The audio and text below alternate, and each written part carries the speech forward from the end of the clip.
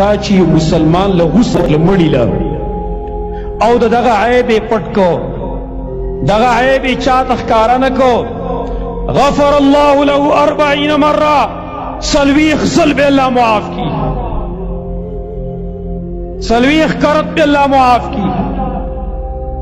مړی لدی غسل ورکو لیکن پرده پر راوړتله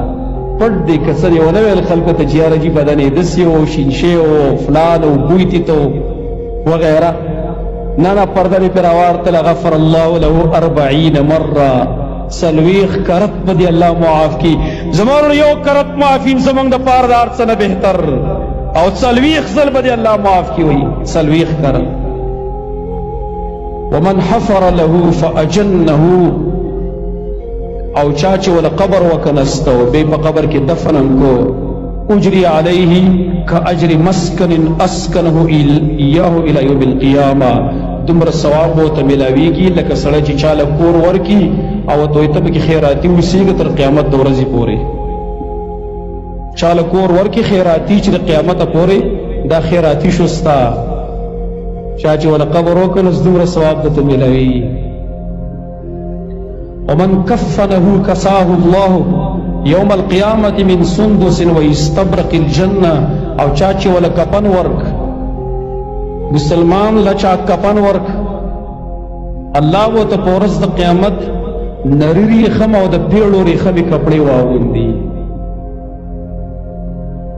دا د مسلمان دغه شان دی دا د مسلمان عزت دی دا د مسلمان کرام دی چې مړ دی او داغه تا پر وساتل داغه عزت ته وساته داغه عیبونه باندې چې شمپوشي وکړه الله وتعالى او یا کرت بخنه کوي اشاره کله ته مسلمان چې ژوند لري او داغه عیب ته خلکونه پټ کې الله وتعالى معافي نه کوي خامخا وتعالى معافي کوي من ستر مسلما ستره الله يوم القيامه چاچی مومن باندې پرده راوړتله الله په د باندې پرده په ورځ قیامت باندې راوړته د حدیث امام بخاری امام مسلم نقل کړي